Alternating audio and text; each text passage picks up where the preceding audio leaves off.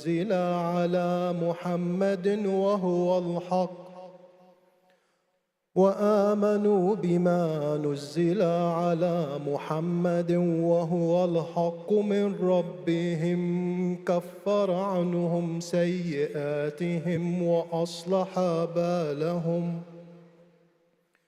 ذلك بأن الذين كفروا واتبعوا الباطل وأن الذين آمنوا اتبعوا الحق من ربهم كذلك يضرب الله للناس أمثالهم فإذا لقيتم الذين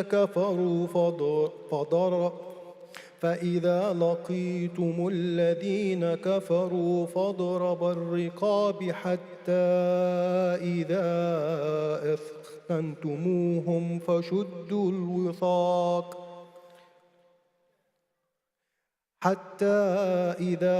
أثخنتموهم فشدوا الوثاق فإما منا بعد وإما فداء حتى تضع الحرب أوزارها ذلك ولو يشاء الله لانتصر منهم ولكن ليبلو بعضكم ببعض والذين قتلوا في سبيل الله فلن يضل أعمالهم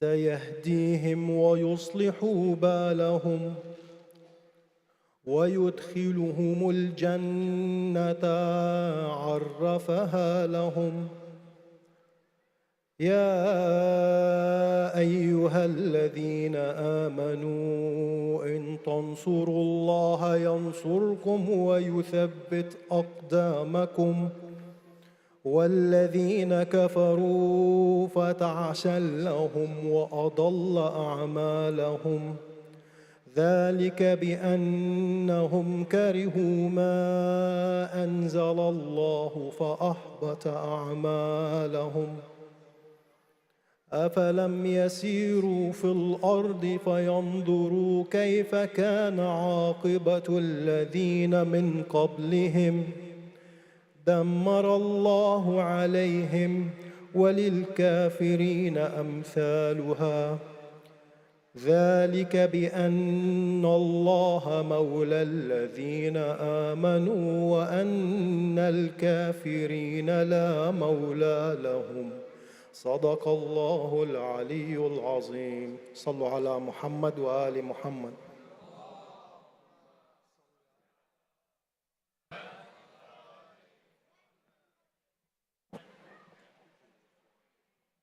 If I can have everybody move forward, especially our brothers here, so we can make room for folks in the back. More people are showing up. There's plenty of real estate here, mashallah. So everybody kind of move up. Thank you so much. It's beautiful to have you all here on such a special night, birth of our Prophet Muhammad sallallahu alayhi wa ali and Imam as-Sadiq alayhi wa salatu wa salam, salawat ala Muhammad wa ali Muhammad.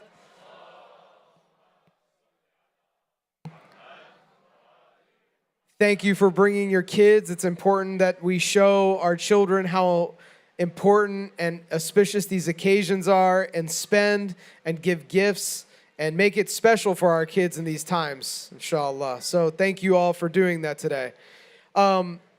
Just a few updates from Yasin. Our HVAC that many of you generously donated to, our new air conditioning system, inshallah, is purchased. Everything is purchased. We're just waiting on an install date. So we're hoping in the next few weeks, inshallah, to get it installed. So thank you all, everybody who gave us money for the new HVAC. Please save the date, December the 14th.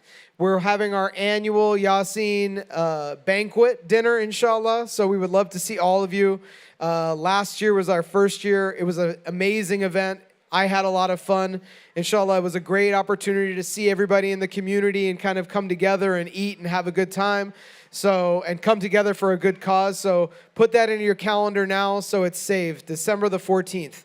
Don't have any weddings on that day because it's going to be our day, all right?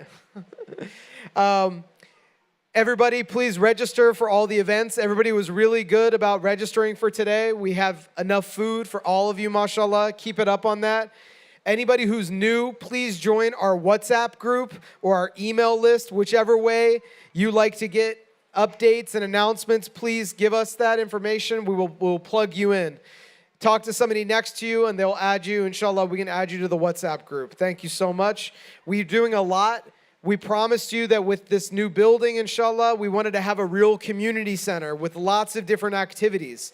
And mashallah, our volunteers here have been really living up to that promise.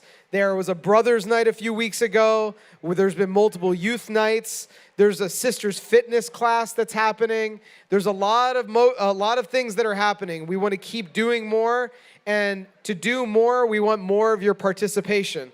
So please join all of our groups so you get our announcements. If you're interested in volunteering, if you're interested in starting a new program, you have ideas, please talk to us. We want to know what the community is looking for and what you want. And the only way we know what you want is for you to talk to us. So we appreciate the feedback and come and speak to us, inshallah. Next Thursday, we're going to be having a Dua Komel potluck, so please come for that. Also, my last note for tonight, inshallah, let's keep it clean. There's a lot of kids here. Everybody, we're all going to do our part to keep this new space nice and clean. So clean up after your kids. I'll clean up after myself, I promise. I'll let somebody smack me in the head if I leave a plate behind. Inshallah, thank you all. Thank you. And our speaker for tonight is Hajj Kauther Khan. Please welcome him with a loud salawat ala Muhammad wa ali Muhammad.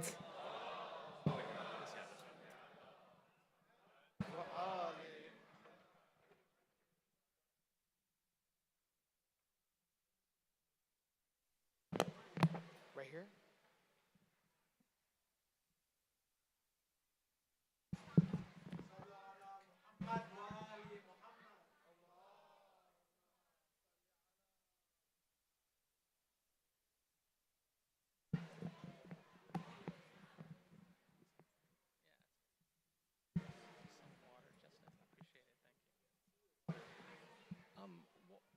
Either one, whatever is readily available. Easiest for you. Here, you can have this. No idea what that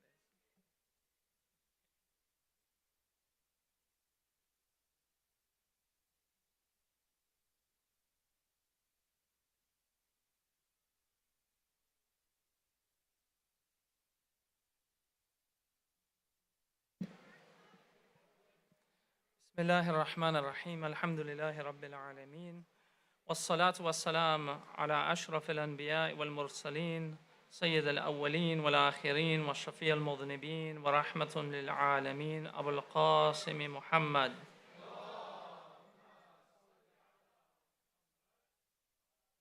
وعلى أهل بيت طيبين طاهرين ولعنة أعدائهم أجمعين إلى يوم الدين. In the name of Allah, the most compassionate, the most merciful, all praise is due to Him. May peace and blessings be upon His Prophet, the seal of all messengers, the guidance to mankind, the best of all those who have come before us, and He is the best of anyone that will come after us. He is the Redeemer on the Day of Judgment, the beloved of Allah, and may peace and blessings be upon His pure and immaculate family, and may the curse of God be upon their enemies, all of them, till the Day of Judgment. Please recite as-salawat ala Muhammad wa ali Muhammad.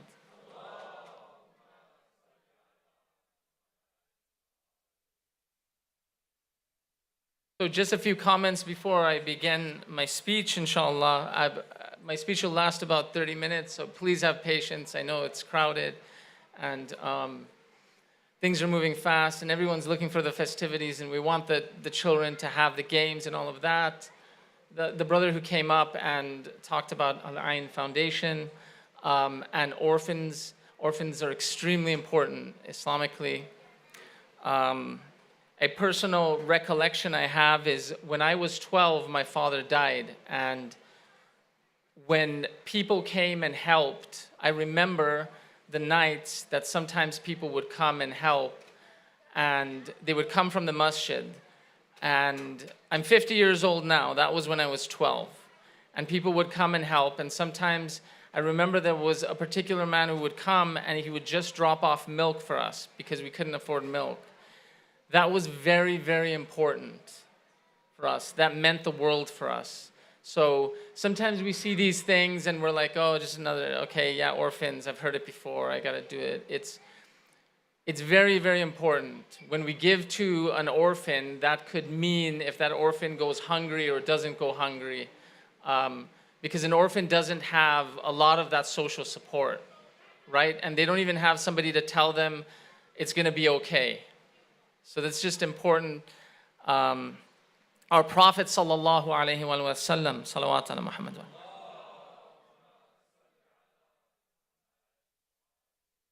This is important because our Prophet was an orphan as well.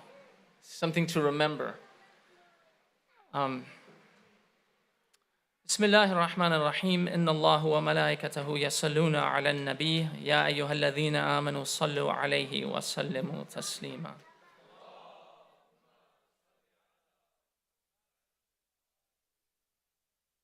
Today is the Prophet's birthday, sallallahu alaihi wasallam, and I want to talk about this concept of love. Because the reason we're here is not really because it's the Prophet's birthday. It just happens to be he was born on this day and we want to show up on this day and we want to come and we want to celebrate, and, or we have a commitment to him because he's our Prophet. But there's a deeply spiritual reason why we're here. And there are three main reasons why we come to events like this. The first reason is love, that we have this deep love of the Prophet, sallallahu alaihi wasallam. Salawat ala Muhammad wa ala Muhammad.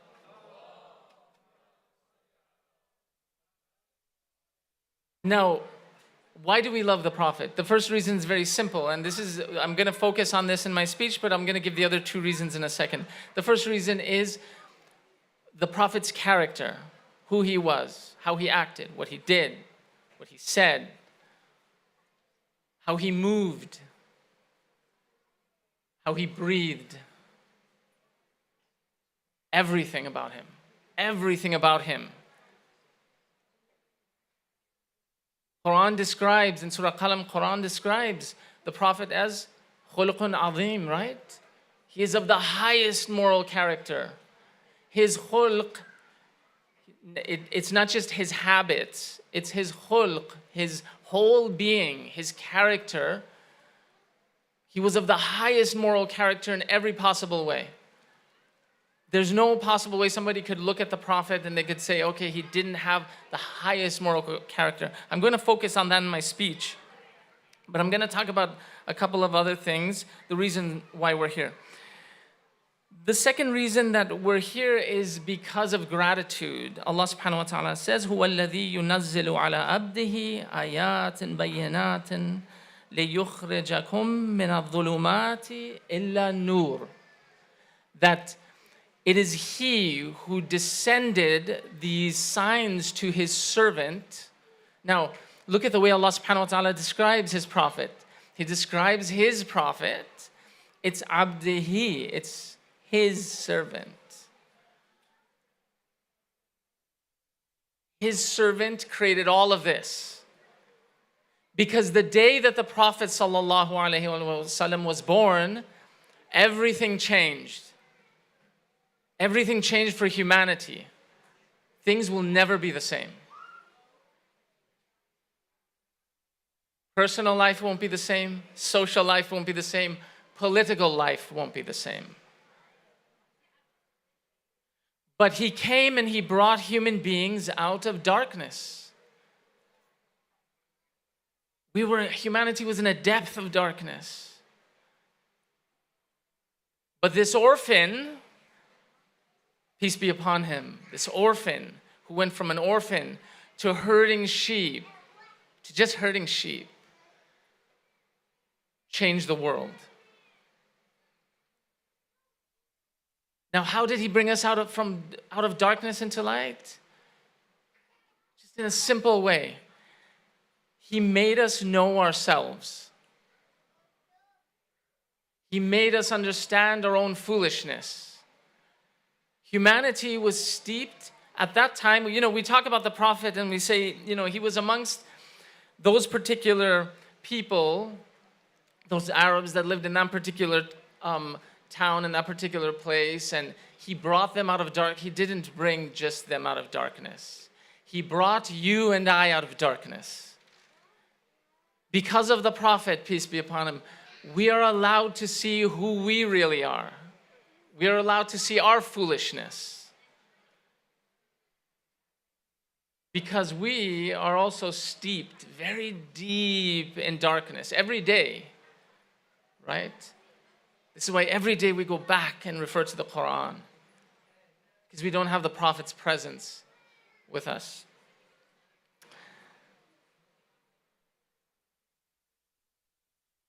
So these two things, one is that love of the Prophet is what brings us here.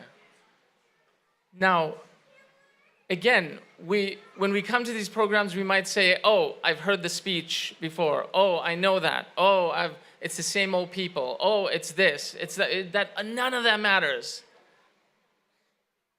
None of that matters. When you love a thing, you're not concerned with anything else around it. When you really love a thing, when you find out that thing is showing up at a certain place, that thing is going to be there, you will drive as far as you can. You don't care if the worst people are there. You don't care what's happening. You just want that thing. And this is the way people were during the time of Rasulullah sallallahu alaihi wasallam. Salawat ala Muhammad wa ala.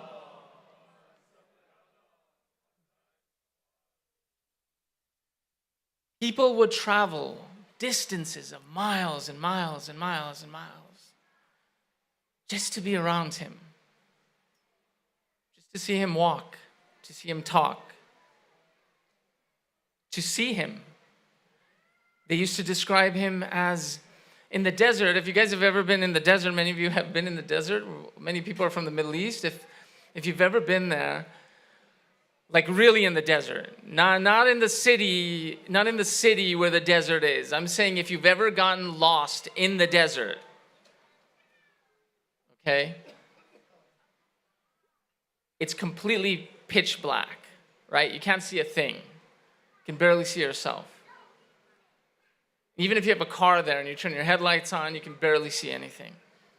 They used to say that the Prophet's face was like a bright moon in pitch blackness, right? This was a metaphor for who he was. And so the Prophet brought all of these things to us. And now, the important thing here is that when we come tonight, we reflect on the Prophet sallallahu alaihi wasallam. And it brings us closer in our love to him. Now, love is an important thing. It's an important thing, and it's an expensive thing. Love is not cheap. Many of us think that I can love anything. And whatever that I love, there's no expense to it. If I decide today to love this thing and I decide today to love something else, it's perfectly okay. But Islamically, love isn't that way. There is a price to love. And I want to narrate this hadith of Imam Ali alayhi salam. Please recite as-salawat ala Muhammad wa ali Muhammad.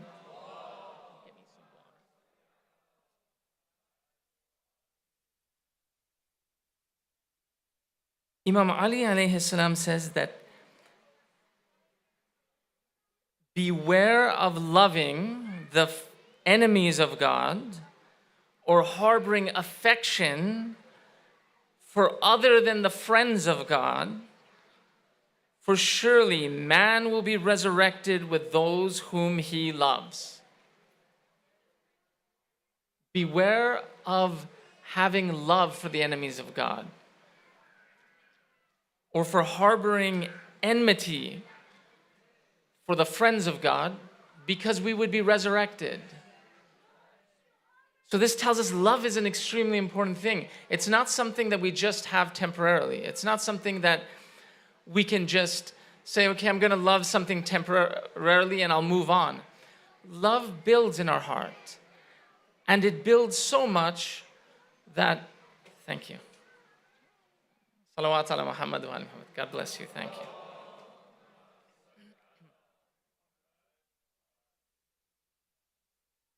One more salawat ala Muhammad wa ali Muhammad.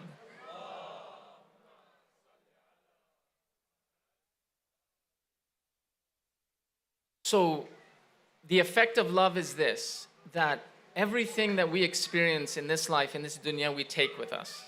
When we die, and that can happen at any time, we take all of that with us into the grave. And we will take all of that with us on the day of judgment. And if we love the Prophet, then the Prophet will be there on the day of judgment for us. And not only if we love the Prophet. Now, I want you to pay attention to this hadith. Harboring enmity to the friends of God, if we harbor enmity to those friends of God, then we will be with the people that we loved on the day of judgment. Now, it seems like, okay, well, what's the big deal? When we love somebody, when we love the Prophet sallallahu alaihi wasallam, we also love his followers. This is very important. It becomes incumbent on us to love his followers. We can't say, oh, people say this all the time, yes, I'm Muslim, I believe in Islam, but I hate Muslims. That's absurd. It's absurd. You cannot hate Muslims. If we hate Muslims, that means there's a disease in our heart. Because this love or hate will travel with us to the day of judgment. When Rasulullah sallallahu alaihi wasallam is there, he will be there with his ummah, his whole ummah. Now just think about this. Imagine we say, I'm Muslim, but I don't like Muslims. Just even saying this is problematic. Imagine you get to the day of judgment. What are we going to say? The Prophet sallallahu alaihi wasallam is there and his whole ummah is there. We're going to say, I hate Muslims. We would be resurrected with who we loved. Now, we might think that, okay, I love these people who are bad. What's the big deal? Imam Ali alayhi salam has a hadith about this. He says that the friendships that are the quickest to break are the friendships made with the ashrar, those who are evil or bad. Why? Because this is based on a false love. We may think that we have friendship or love, muhabba, towards somebody who dislikes God or away from God. This isn't real love. That friendship will eventually break. Doesn't matter if you've had it for 10 years, 20 years, 30 years, because there's not a foundation to it. There's not a foundation that will last beyond this world. Now, I found this hadith interesting, these two hadith very, very interesting. Because I started to ask, like, this concept of love, why do people have love? And we have another hadith of the Prophet sallallahu alaihi wasallam. He says that your love for a particular thing will make you blind and deaf. If I love the wrong thing in this dunya, it can make me deaf and blind to what is true. Now, we don't think that. We think, oh my God, I love this thing so much. This thing must be true. It must. Some people even say, oh, this is true love, right? We've heard that. This is true love. But what this can be is the heart has become, the real heart, not the superficial heart, can become deaf and blind. And then God forbid, we go and we love that thing and we love that thing and we love that thing and we die. And then we get to the day of judgment and we will be resurrected with that thing that we loved. Now I'll tell you why I found this whole thing interesting. Because I find it very difficult personally to love many, many things. And these hadith are telling us something important. These hadith are saying that when we love for the sake of Allah subhanahu wa ta'ala. And when we hate or we dislike for His sake. So I began to think. I said, well, what are the things that I love and I dislike? And I made a list. And what I found is that there are many things that Allah subhanahu wa ta'ala loves, but I dislike. There are many things. Make the list. You'll see. There are many things that I like that Allah doesn't like. Now, this is also interesting because when we talk about this love, when we talk about loving the Prophet, it's not just an internal feeling we feel inside. Quran tells us in Surah Ahzab that the Prophet has more authority over us than we have over ourselves, which means that whatever we want for ourselves, we prefer for ourselves, we have to put the Prophet's love above that. Let me give you an example. I mentioned in the beginning of this speech, we come here to learn about loving the Prophet. That's it. That's it. On this occasion, just think of that. Remember his character. Remember what he did. Remember how he acted. Remember how he sat. Remember how he was with his companions. Remember how he was with his family. When I talk to people about how they are with their family, one of the interesting things they say is, well, I did this because she did this. I did this because he did this. I acted in this way towards my brother, my sister, my wife, my husband, my aunt, my uncle, whoever it is. Sometimes people will even say, well, you know what, Brother Kauther, man, I'm married, but I can't stand that person. They didn't say this. Okay? And the question that I have is that what we were commanded to do? We were commanded to love for the sake of God and to hate for the sake of God, not to love for ourselves. This is very important. Religion can become a religion of ourselves. And so, when we interact with our family, especially on today, we have to think, how did the Prophet interact? How did he interact? How did he sit with people? How did he talk with people? And what we'll find is that, oh my God, it's this, yeah, I've heard this speech before. People say, I know, I have to have a good akhlaq. This is not about having good akhlaq. So I'm not telling you to have good akhlaq. This is not a lecture on akhlaq. I have bad akhlaq. I'm not lecturing you on having akhlaq. I'm only lecturing on this one thing, to remind us, forget about having good akhlaq, have love for the Prophet.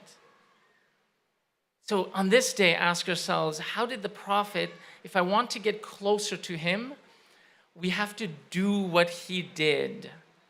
We have to put our manners in the same way his manners were. Right now, I guarantee you, and there's probably how many people are in this room? How many people do you think? Somebody give me a number. 150? Anybody else have a number more than that? Less than, okay, 150. We'll go with that number. 150.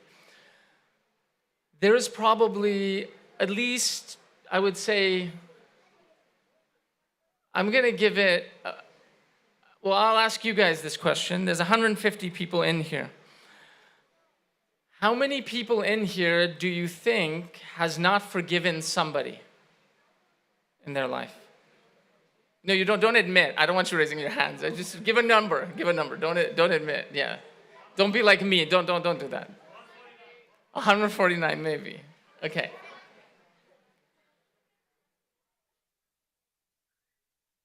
When we think about it, we all have this high number, right? Because we know. I did this interesting exercise. A couple of weeks ago, I had a conference call with a bunch of scholars. And in this conference call, we were talking about various issues, and I asked them this question. I said, they're from a totally different community. And I said, I have a question for you. Of all the families that you know, how many families don't have any major issues? Major issues. I'm not talking about small issues, I'm talking about major issues. And I heard silence on the conference call. Silence. And then the scholar said to me, one of the scholars said to me, I don't know any family who doesn't have a major, major issue. Okay? And I said, asked the next scholar. The next scholar said, yeah, maybe out of 10 families, maybe, and these are Muslim families, right? Maybe one family out of the 10 doesn't have major issues. I said, isn't there something wrong with that? They said, yeah. They said, even the families that we thought didn't have major issues seem to have major issues. Okay? Now, I want to go back to something, bring this back to something of what I'm saying, is that something that we have lost, that we want to teach our kids, that we want to bring back to our children, is the adab of the Prophet sallallahu alaihi wasallam. Salawat ala Muhammad.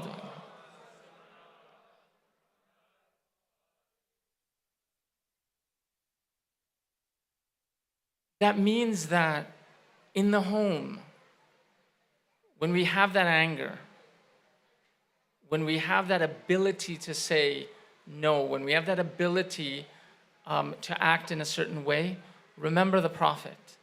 Don't remember the Prophet and say, oh, well, you're not acting like the Prophet. That's the worst thing to do. This is about how much we love the Prophet. It's not about another person. In that moment, think, how much do I love the Prophet? That I love this person for the sake of God, despite their faults, despite certain things. Yeah, I can counsel them, I can say things to, that's okay. I'm not saying don't do amr bil ma'ruf, nahyan al munkar. Fine, these are religious obligations, do those things. But prior to doing those things, act like the Prophet. Not say, well, I didn't act like the Prophet because I had to do amr bil ma'ruf. That's typically what we do. Act like the Prophet, and then say, I'm going to act like the Prophet because I want to get close to him, because I want to be like him, I want to walk like him, I want to talk like him. And then say, okay, now I've set my khulq aligned. Now I'm going to do amr bil ma'ruf. Okay, this is very hard to do. I'm not saying that I can do it, but this is what we have to get back to, is the adab of the Prophet. If we learn fiqh, if we learn akhlaq, if we learn information, that's all good, that's important. But what's very important and our communities lack that we have to get back to is this adab. Now, I'll end here. I think we're almost at 30 minutes. Are we at 30 minutes? Are we at 30 minutes? Yes, okay, we're at 30 minutes. All right, so I end with a beautiful hadith. I thought it's beautiful. I wanted to share with you. And these are difficult times, right?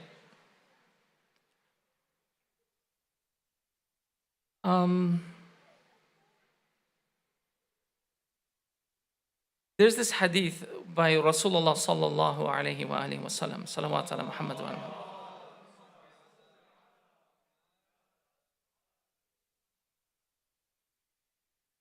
And he says that, he said to one of his companions, he says, O servant of God, love for the sake of Allah and hate for the sake of Allah.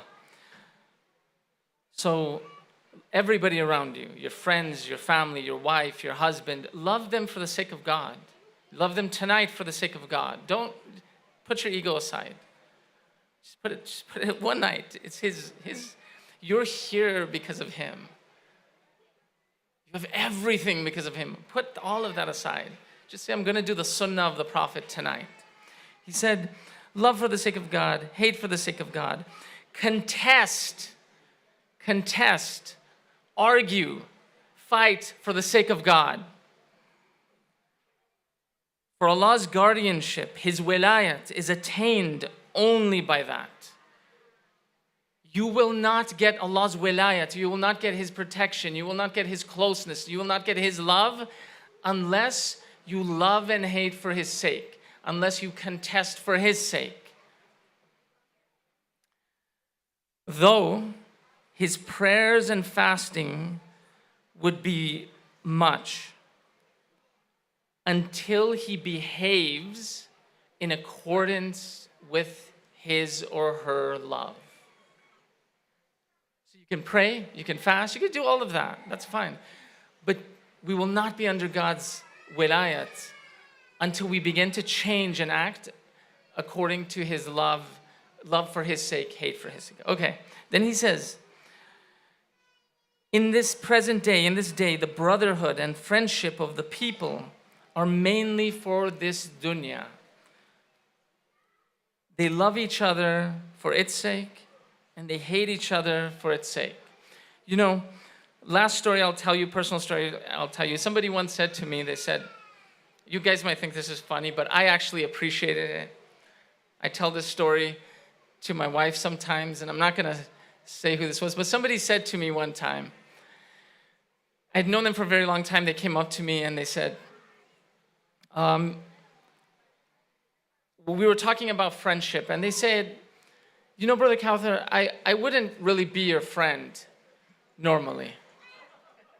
And I just kind of looked at this person and I said, okay.